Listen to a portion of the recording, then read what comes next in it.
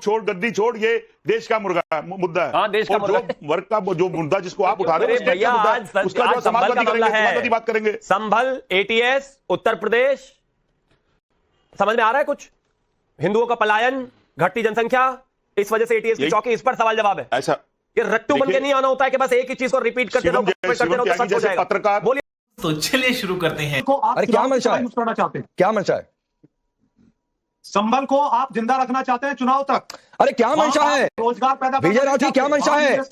आपके सांसद ने कहा कि एटीएस दफ्तर की कोई जरूरत नहीं है संभल में। हाँ, जरूरत है नहीं, बताओ क्या जरूरत है वहां? क्यों नहीं जरूरत है?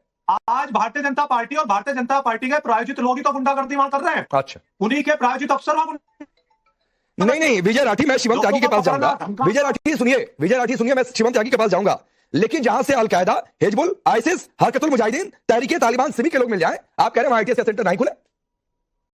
ये सारे भाजपा के हैं, भाजपा की प्रायोजित कहानी है, इसीलिए वहां से कुछ भी निकल सकता है। अच्छा, जो चाहो वहां से मर्जी निकाल लो। हाँ। जब अपना कोतवाली सैया हो तो फिर डर किस चीज का? कुछ भी निकाल लो। ठीक है शिवम त्यागी। समाजवादी का जो बिजली चोर सांसद है उसको डरने की जरूरत नहीं है। वो जो बर्क है उसको कह दिया जाए कि एटीएस बिजली चोरी में नहीं पकड़ती तो वो सेफ है।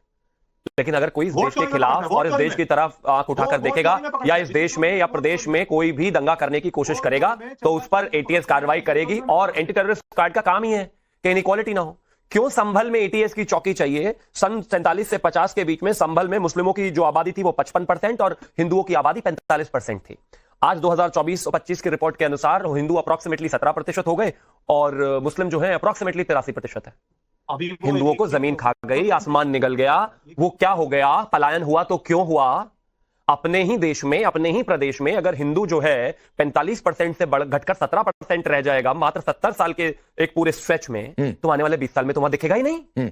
इसलिए वहां एटीएस की पुलिस चौकी चाहिए। बाकी बिजली चोरों को डरने की जरूरत नहीं है। समाजवादी के सांसद बिजली चोर को कोई डरने की जरूरत नहीं है। बिजली चोरी से कोई दिक्कत नहीं। अब आगे आता हूं, एक और विषय बहुत साफ है। एटीएस से सिर्फ वही डरेगा जो इलीगल एक्टिविटीज, देश के खिलाफ काम या फिर आतंकवाद इन जैसी चीजों में संलिप्त हो या इनको संरक्षण देता हो। बाकी आम आदमी को तो एटीएस से सहूलियत है भाई। मैं तो कहता हूं नोएडा है, नोएडा में हो जाए या कहीं और, मैं तो कहता हूं मेरे घर के बराबर में हो जाए, क्या परेशानी है भाई? मैं तो कहता हूं बहुत ही सुरक्षा की नजर है वहां पर। चोर, परिंदा, आतंकवादी पर ही नहीं मार सकता, लेकिन जो पर नहीं मार सकते दर्द भी उन्हीं को एटीएस की चौकी से। अब ये वर्ग को दर्द क्यों है, समाजवादी पार्टी को दर्द क्यों है एटीएस से, भगवान जाने। मैंने तो सुना था ये पॉलिटिकल पार्टी चलाते, कहीं कुछ और तो नहीं चलाते। मोहन जी, अगर एटीएस खुल जाए, कहीं थाना खुल जाए, तो ये मुस्लिम टारगेट पर कैसे आते हैं? नहीं, बिल्कुल एटीएस खुलना चाहिए। एटीएस खुलने के बाद देखो, अभी शिवम त्यागी जी ने कहा एटीएस खुल रहा है, बिजली चोर बोला, तो चोर तो चोर है।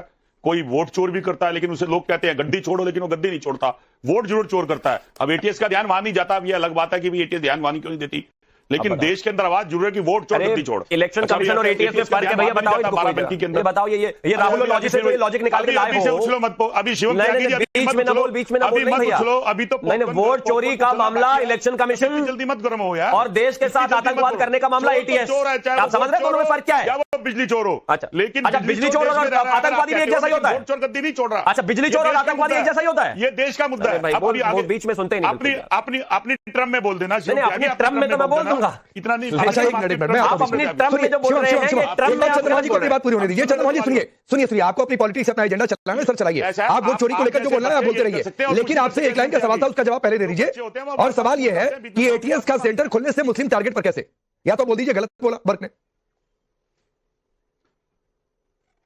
देखिए, ये जवाब तो अभी वो समाजवादी पार्टी के आदमी दे ही रहे थे, लेकिन मैं ये तो पूछ लूं कि बर्क, बुर्का, अजान और मुसलमान देश में हो रहा है और देश के अंदर लोग देश छोड़ के जा रहे हैं, और मित्र को कहीं पर 10 लाख पेड़, 1050 एकड़ जगह मिल रही है 1 रुपए की लीज के ऊपर, तो किसी और को भी दे दी जाए। बाराबंकी के अंदर, श्री राम यूनिवर्सिटी के अंदर। अरे चंद्रमा जी, पहले बताइए बर्क ने सही कहा या गलत कहा? तो उसके ऊपर पुलिस, बर्क ने सही कहा या गलत कहा? मैं आपसे पूछ रहा हूं, आप ये बता दीजिए कि वो 1 रुपए की लीज पे जगह मिली, वो सही? आपसे पूछ रहा हूं, एटीएस खुलने से मुस्लिम टारगेट पर आते हैं कि नहीं आते हैं? का मुद्दा है। वोट छोड़, गद्दी छोड़, ये देश का मुद्दा है। हाँ, देश का मुद्दा है। वर्ग का जो मुद्दा जिसको आप उठा रहे हो, उसका जो समाजवादी बात करेंगे। संभल, एटीएस, उत्तर प्रदेश, समझ में आ रहा है कुछ? हिंदुओं का पलायन, घटती जनसंख्या, इस वजह से एटीएस की चौकी, इस पर सवाल जवाब है। ऐसा ये रट्टू बन के नहीं आना होता है कि बस एक ही चीज को रिपीट करते रहो, पत्रकार। बोलिए, चलिए अगली 1 मिनट आपका समय हो गया है। एक मिनट नहीं, मैं आता हूं बीच में। आज कुछ हो गया है चंद्रमोहन जी, आपको शिवम त्यागी आपको पत्रकार दिख रहे हैं। बच्चे कब कूद पड़ते हैं? शिवम त्यागी आपको आज पत्रकार दिख रहे हैं कि शिवम त्यागी जैसे पत्रकार। भाई शिवम त्यागी भारतीय जनता पार्टी के एक तेजतर्रार प्रवक्ता है, आप उनको काहे पत्रकार बना रहे हैं भाई?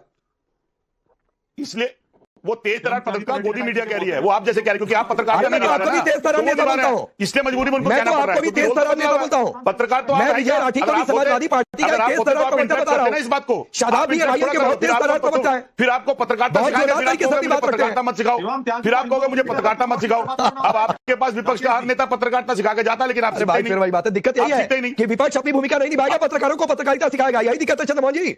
और ये कॉमन सेंस अप्लाई कर लीजिए, दिक्कत दूर हो जाएगी। पक्ष अपनी भूमिका निभा रहा है, आप सत्ता पक्ष के आगे नतमस्तक हो रहे हैं। अब फिर आप देने लगे पूछ रहा है कि वो उस पर बात कर लो। नहीं, आप देने लगे रोजगार मांग रहा है, उस पर बात कर लो। विपक्ष ये पूछ रहा है कि देश के अंदर कौन से लोग लगातार देश छोड़ के जा रहे हैं, मुस्लिमों को भड़का रहा है, वो आपको नहीं दिख रहा। और प्रवक्ता क्या का सेंटर खुलेगा, मुस्लिम टारगेट पर आ जाएंगे, ये आपको ठीक लगता है? वो तो मैं, अरे बुर्का मुसलमान, ये तो आपको चर्चा करनी है। अगर ये चर्चा नहीं करोगे तो आप फिर गोदी मीडिया कैसे कहलाओगे? चंद्रमोहन जी, ये ज्ञान की बातें ना सर, सुनिए चंद्रमोहन जी, सुनिए चंद्रमोहन जी, सुनिए। डिबेट से पहले डिबेट का टॉपिक बताया जाता है। अगर आपको लगता है कि इस मुद्दे पर मुझे डिबेट नहीं करनी, तो उससे पहले मना कर दिया करिए कि इस मुद्दे पर मैं डिबेट नहीं करूंगा। यहां पर आकर ज्ञान की बातें मत किया करिए। मैं तो ये सवाल क्या पूछा जाए नहीं पूछा जाए, ये शिकायत मत करिए सर। ये तो हमें, ये आप अपने उनसे रिलीवर से पूछ लीजिए, वो डिसाइड करके बता देंगे किस पे चर्चा करनी है। टॉपिक नहीं बताया जाता मैच पे करनी थी, टॉपिक नहीं बताया जाता क्या? पूछ लेना एक बार। चंद्रमोहन जी, टॉपिक बताया जाता है, विषय बताया जाता है, यहाँ तक की लाइन बताई जाती है कि आज ये हमारी मुख्य तौर पर लाइन है। टॉपिक बताया था। आकर यहाँ पर आपको एक एजेंडा चलाना है, किसी भी सवाल पर आपको मुस्लिमों को भड़काने वाला बयान बरकरार नहीं दिखेगा।